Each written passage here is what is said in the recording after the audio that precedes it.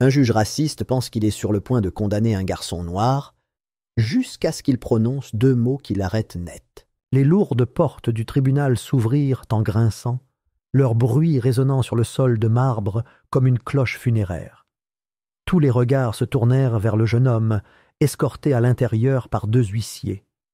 Ses mains étaient entravées devant lui, son expression indéchiffrable. L'air lourd de tension pesait sur les personnes présentes telle une force invisible, étouffant le moindre murmure d'objectivité. Les journalistes griffonnèrent furieusement leurs stylos, grattant leurs bloc-notes avec l'énergie frénétique de vautours encerclant une carcasse. Les hommes politiques échangèrent des regards entendus, leurs visages impassibles dissimulant les calculs qui se bousculèrent dans leurs yeux. Les juristes restèrent figés sur leurs sièges, le poids de la jurisprudence et du pouvoir pesant sur leurs épaules, leur rappelant les règles tacites qu'ils avaient appris à respecter depuis longtemps. Darius Caldwell, un jeune homme de 18 ans à l'esprit vif et à la volonté de faire, avait été accusé du meurtre du fils d'un riche homme d'affaires. Pour certains, il était un symbole de rébellion, une figure provocatrice s'opposant à un système corrompu conçu pour briser des hommes comme lui. Pour d'autres, il était déjà coupable, le procès n'étant qu'une simple formalité avant une condamnation inévitable. Les murmures s'intensifiaient, une cacophonie de jugement de la part de ceux qui ne l'avaient jamais rencontré, ne lui avaient jamais parlé, ne l'avaient jamais vu en dehors des photos granuleuses des journaux et des gros titres sensationnalistes. Il avait été réduit à une image, un nom, un numéro de dossier, mais Darius Caldwell n'était pas seulement un accusé, il était tout autre chose. Le juge Richard Hollins siégeait haut au-dessus du tribunal, sa position élevée, tant physiquement que symboliquement, rappelant constamment son autorité. Ses cheveux argentés brillaient sous la lumière stérile, son expression aussi immobile que la pierre. Il avait présidé d'innombrables affaires, sa réputation reposant sur un contrôle inébranlable et une quête incessante de l'ordre. Pour le public, il était l'incarnation même de la justice. Un homme qui portait la balance de la loi entre ses mains avec un sens du devoir inébranlable. Mais ceux qui en savaient plus, ceux qui avaient vu les rouages du système, comprenèrent la vérité. Hollins n'était pas un juge au sens strict du terme. C'était un exécutant du pouvoir, un homme qui s'épanouissait non pas dans l'équité, mais dans le contrôle. Sa salle d'audience était une scène, ses décisions un scénario soigneusement rédigé bien avant que le premier témoin ne soit appelé à la barre. Et cette affaire ne faisait pas exception. Il avait pris sa décision concernant Darius avant même le premier coup de marteau, avant la présentation des premiers arguments, avant même que le jury n'ait prêté serment. L'accusation ne perdit pas de temps à dépeindre Darius comme un tueur de sang-froid. Le procureur principal, un homme dont le costume impeccable et les mots plus tranchants encore avaient obtenu d'innombrables condamnations, présenta l'affaire avec une précision qui ne laissait guère de place au doute. Les preuves avaient été fabriquées avec une expertise qui confinait à l'art, chaque pièce s'emboîtant parfaitement dans le puzzle de la culpabilité construit contre Darius. Les témoins qui auraient pu témoigner pour sa défense avaient été réduits au silence, certains par intimidation, d'autres par persuasion financière. Le jury avait été soigneusement sélectionné, chaque membre choisi pour sa prédisposition à croire au récit que l'accusation avait tissé avec tant d'aisance. Chaque élément avait été calculé, chaque variable prise en compte. L'issue était aussi inévitable que le lever du soleil. Et pourtant, quelque chose dans l'attitude de Darius troublait le juge Hollins.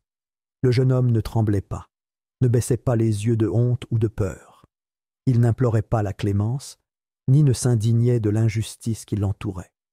Il restait simplement assis là, les mains posées sur l'acier froid de ses liens, l'expression indéchiffrable. Son regard, sombre et perçant, balayait la pièce avec l'attention silencieuse d'un homme qui comprenait plus qu'il ne le laissait paraître. Ce n'était pas l'expression d'un homme vaincu, ni celle d'un homme désespéré. C'était celle de quelqu'un qui attendait. Le procureur poursuivit, la voix montante et descendante, avec une emphase maîtrisée. guidant le jury à travers une version soigneusement préparée des événements. Il évoqua le mobile, l'opportunité, les preuves médico-légales qui plaçaient Darius sur les lieux du crime. Il brossa un tableau si saisissant que l'espace d'un instant, même les plus avertis se trouvèrent pris dans l'illusion. C'était une performance de premier ordre, répétée à la perfection. Darius resta impassible. Devant le palais de justice, le monde était en ébullition. Des manifestants se rassemblèrent sur les marches, leurs voix mêlant colère et désespoir. Certains réclamaient justice, d'autres vengeance. L'affaire était devenue plus qu'un procès, c'était un symbole, une lutte d'idéaux, un miroir reflétant les fractures de la société. La famille de l'homme d'affaires était assise au premier rang, son chagrin palpable emplissant l'air comme une fumée épaisse et suffocante. Leur fils était mort, et quelqu'un devait en payer le prix. Les détails importaient peu. Le juge Hollins s'agita sur son siège, serrant le marteau. Il avait déjà vu d'innombrables hommes comme Darius, les avait condamnés, les avait vus être menés vers des destins scellés, bien avant même qu'ils ne mettent les pieds dans sa salle d'audience. Et pourtant, il ne pouvait s'empêcher de penser que cette fois, c'était différent. Le regard de Darius croisa le sien, et pendant un bref instant, quelque chose passa entre eux, un défi muet, une compréhension silencieuse. Ce n'était pas de la peur, ce n'était pas de la soumission, c'était tout autre chose. Et pour la première fois depuis des années, le juge Hollins sentit ressurgir quelque chose qu'il avait longtemps cru enfoui, le doute. Le procès avait commencé, mais l'issue n'était pas aussi certaine qu'elle aurait dû l'être. Le marteau frappa, le son résonnant dans la salle d'audience comme un coup de feu. Les pièces étaient en mouvement, la partie avait commencé. Et Darius Caldwell attendait. Les lourdes portes de la salle d'audience grincèrent, leur bruit résonnant sur le sol de marbre comme une cloche funéraire. Tous les regards dans la salle se tournèrent vers le jeune homme escorté à l'intérieur par 2 huissiers. Ses mains étaient entravées devant lui, son expression indéchiffrable. L'atmosphère, lourde de tension, pesait sur l'assistance telle une force invisible, étouffant le moindre murmure d'objectivité. Les journalistes griffonnèrent furieusement, leurs stylos grattant leurs bloc-notes avec l'énergie frénétique de vautours, encerclant une carcasse. Les hommes politiques échangeaient des regards entendus, leurs visages impassibles dissimulant les calculs qui défilèrent dans leurs yeux. Les juristes, figés dans leurs fauteuils, le poids des précédents et du pouvoir pesant sur leurs épaules, leur rappelant les règles tacites qu'ils avaient apprises à respecter depuis longtemps. Darius Caldwell, un jeune homme de 18 ans à l'esprit vif et à la volonté de faire, avait été accusé du meurtre du fils d'un riche homme d'affaires. Pour certains, il était un symbole de rébellion, une figure rebelle se dressant contre un système corrompu conçu pour briser des hommes comme lui. Pour d'autres, il était déjà coupable, le procès n'étant qu'une simple formalité avant une condamnation inévitable. Les murmures s'intensifièrent, une cacophonie de jugement de la part de ceux qui ne l'avaient jamais rencontré, ne lui avaient jamais parlé, ne l'avaient jamais vu en dehors des photos granuleuses des journaux et des gros titres sensationnalistes. Il avait été réduit à une image, un nom, un numéro de dossier. Mais Darius Caldwell n'était pas seulement un accusé, il était tout autre chose. Le juge Richard Hollins siégeait haut au-dessus du tribunal, sa position élevée, tant physiquement que symboliquement, rappel constant de son autorité. Ses cheveux argentés brillaient sous la lumière stérile, son expression aussi immobile que la pierre. Il avait présidé d'innombrables affaires, sa réputation fondée sur un contrôle inébranlable et une quête incessante de l'ordre. Pour le public, il était l'incarnation même de la justice, un homme qui portait la balance de la loi entre ses mains avec un sens du devoir inébranlable. Mais ceux qui savaient mieux, ceux qui avaient vu les rouages du système, comprenèrent la vérité. Hollins n'était pas un juge au sens strict du terme. C'était un exécutant du pouvoir, un homme qui s'épanouissait non pas dans l'équité mais dans le contrôle. Sa salle d'audience était une scène, ses décisions un scénario soigneusement rédigé, bien avant que le premier témoin ne soit appelé à la barre. Et cette affaire ne faisait pas exception. Il avait pris sa décision concernant Darius avant même le premier coup de marteau, avant la présentation des premiers arguments, avant même la prestation de serment du jury. L'accusation n'a pas perdu de temps à dépeindre Darius comme un tueur de sang-froid. Le procureur principal, un homme dont le costume impeccable et les mots plus tranchants encore avaient permis d'innombrables condamnations, a exposé l'affaire avec une précision qui ne laissait guère de place au doute. Les preuves avaient été fabriquées avec une expertise qui confinait à l'art, chaque pièce s'emboîtant parfaitement dans le puzzle de la culpabilité dressée contre Darius. Les témoins qui auraient pu témoigner pour sa défense avaient été réduits au silence, certains par intimidation, d'autres par persuasion financière. Le jury avait été soigneusement sélectionné, chaque membre choisi pour sa prédisposition à croire au récit que l'accusation avait élaboré avec tant d'aisance. Chaque élément avait été calculé, chaque variable prise en compte. L'issue était aussi inévitable que le lever du soleil. Et pourtant, quelque chose dans l'attitude de Darius troublait le juge Hollins. Le jeune homme ne tremblait pas, ne baissait pas les yeux de honte ou de peur. Il n'implorait pas la clémence, ni ne s'indignait de l'injustice qui l'entourait. Il était simplement assis là, les mains posées sur l'acier froid de ses liens, l'expression indéchiffrable. Son regard, sombre et perçant, balayait la pièce avec l'attention discrète d'un homme qui comprenait plus qu'il ne le laissait paraître. Ce n'était pas l'expression d'un homme vaincu, ni celle d'un désespéré. C'était celle de quelqu'un qui attend. 2 semaines auparavant, une réunion secrète avait eu lieu à huis clos. De hauts fonctionnaires, des policiers et des politiciens s'étaient réunis dans un lieu tenu secret pour discuter du procès qui allait commencer. Ils parlaient à voix basse de la nécessité d'obtenir une issue juste, une condamnation qui servirait de message. L'homme d'affaires dont le fils avait été assassiné était profondément lié à des personnalités influentes, et il leur fallait quelqu'un pour assumer la responsabilité. Darius, un jeune homme noir au passé trouble, était le bouc émissaire idéal. Mais tout le monde dans la salle n'avait pas accepté de jouer le jeu. L'inspecteur Samuel Grayson, un policier chevronné et fort de nombreuses années d'expérience, était tombé sur des preuves cruciales qui pourraient disculper Darius. Il avait trouvé des images de vidéosurveillance montrant le véritable meurtrier, un homme bien habillé, proche de l'élite politique.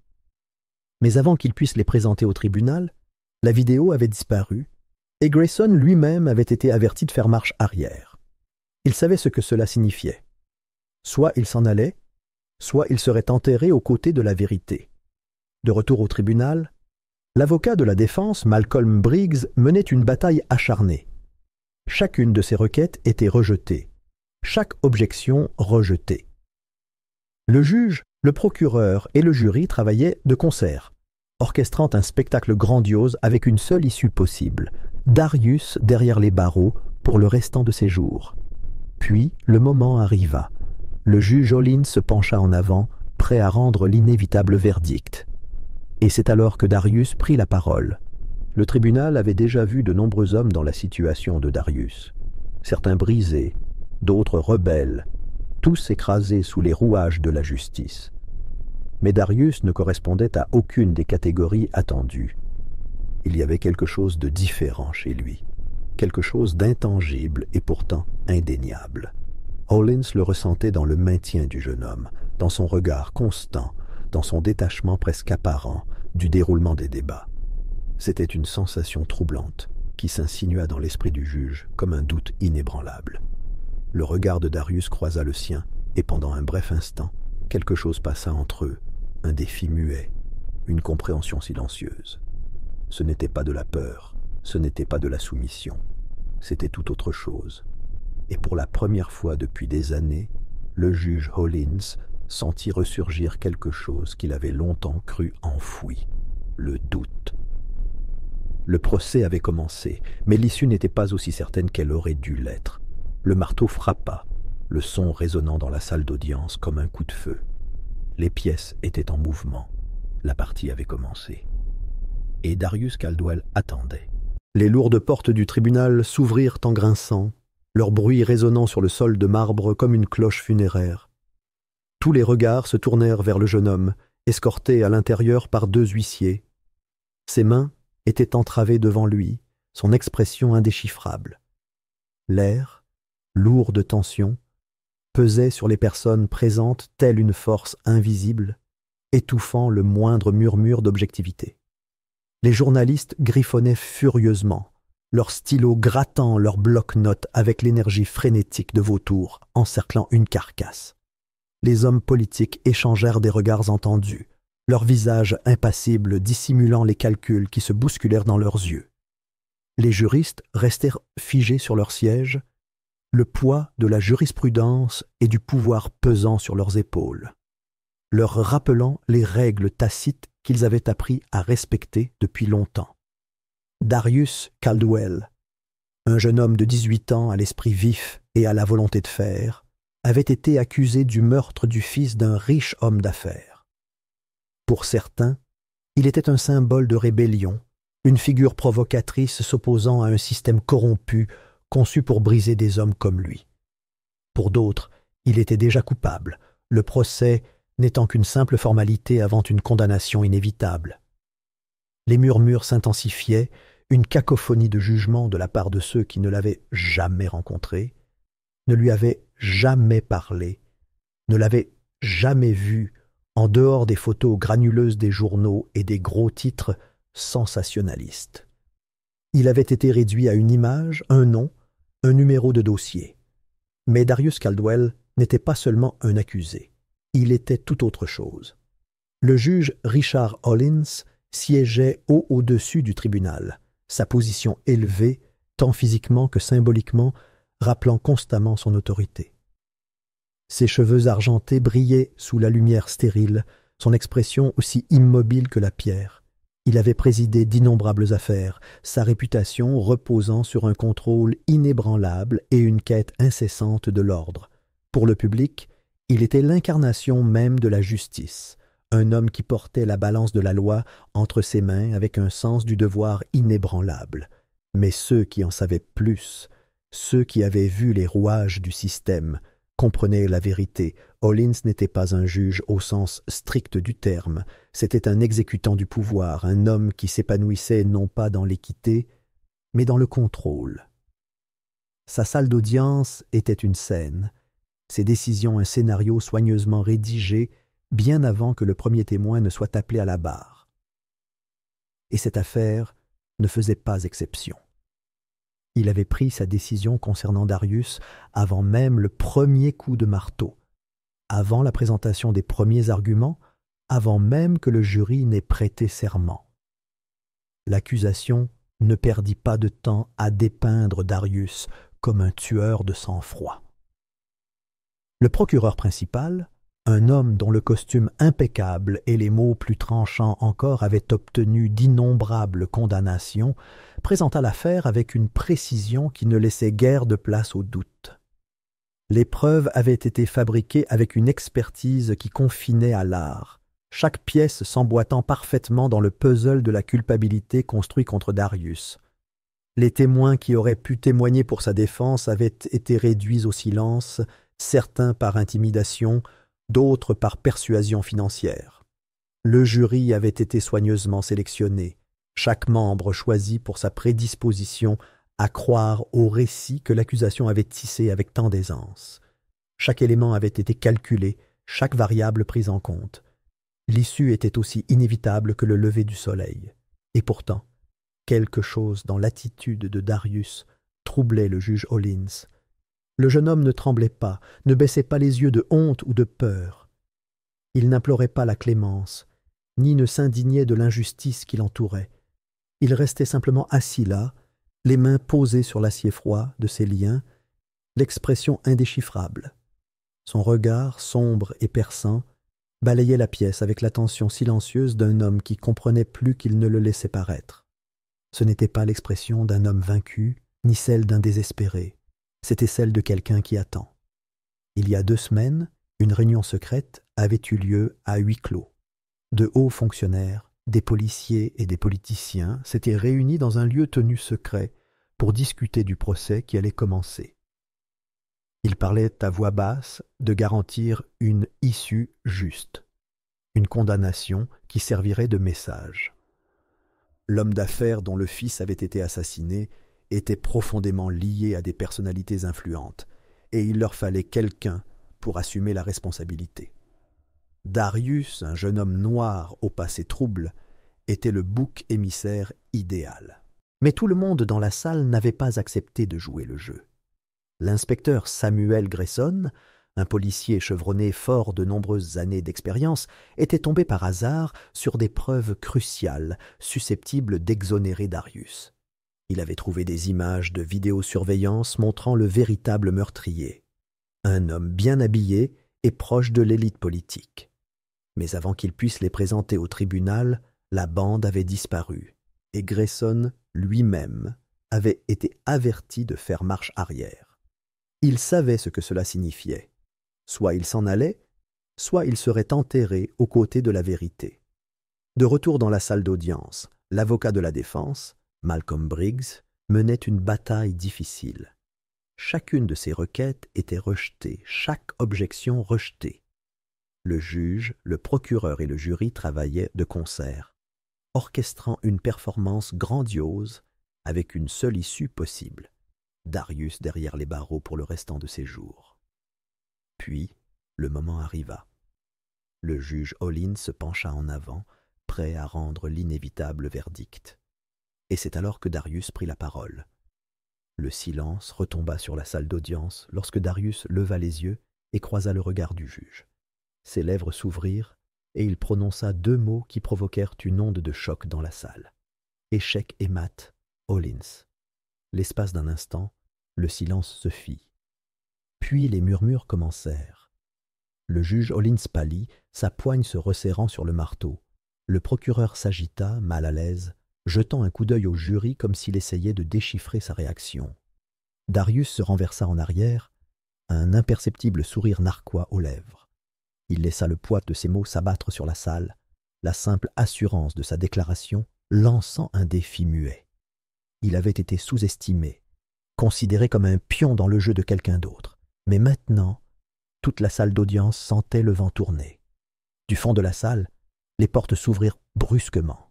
Une bouffée d'air froid suivit cette intrusion brutale, comme si l'atmosphère elle-même se rétractait face à ce qui allait se passer. L'inspecteur Grayson entra, flanqué d'agents fédéraux. Les insignes de leurs vestes brillaient sous l'éclairage fluorescent, contrastant fortement avec la corruption qui avait entaché ce procès depuis le début. Grayson tenait un petit disque dur, les images de sécurité manquantes, des preuves qui avaient été volées, cachées, effacées de l'existence, jusqu'à présent. Des exclamations de surprise s'élevèrent dans la foule lorsque le disque dur fut remis à la défense. Des murmures tourbillonnèrent dans l'air comme des braises emportées par le vent, chaque voix alimentant la tempête grandissante d'incrédulité. Le juge Hollins frappa de son marteau, exigeant l'ordre, mais il était trop tard. Les fondations sur lesquelles cette farce avait été bâtie se fissuraient sous le poids de la vérité. Darius croisa de nouveau le regard de Hollins. Il n'y avait aucune trace de désespoir dans son expression, aucune imploration pour la justice, seulement la certitude. Les pièces du puzzle avaient été mises en place bien avant cet instant. Et maintenant, la vérité faisant enfin surface, la partie touchait à sa fin. La question n'était plus de savoir s'il serait libéré, mais combien de personnes tomberaient avant lui. Lorsque la vidéo était diffusée, toute la salle d'audience observait, stupéfaite. Le visage du véritable tueur était reconnaissable entre mille. Le fils d'un homme politique de haut rang, un homme qui avait été commodément protégé par le pouvoir et l'influence, était exposé aux yeux du monde.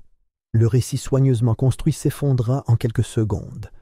Le juge Hollins serra les mâchoires, conscient du poids de sa situation difficile, sa réputation, son autorité, tout lui filait entre les doigts. Le visage du procureur se vida de ses couleurs, tandis que les murmures se transformaient en cris de colère. Le jury, autrefois complaisant, semblait maintenant horrifié par l'injustice dont il avait failli être complice. Les chaînes de Darius furent retirées. Il se leva, étirant les poignets, le poids d'une culpabilité inventée enfin allégé. En sortant au soleil, Malcolm Briggs et l'inspecteur Grayson à ses côtés, il prit une profonde inspiration. La bataille n'était pas terminée, la corruption était très répandue, mais aujourd'hui, au moins, la justice avait gagné.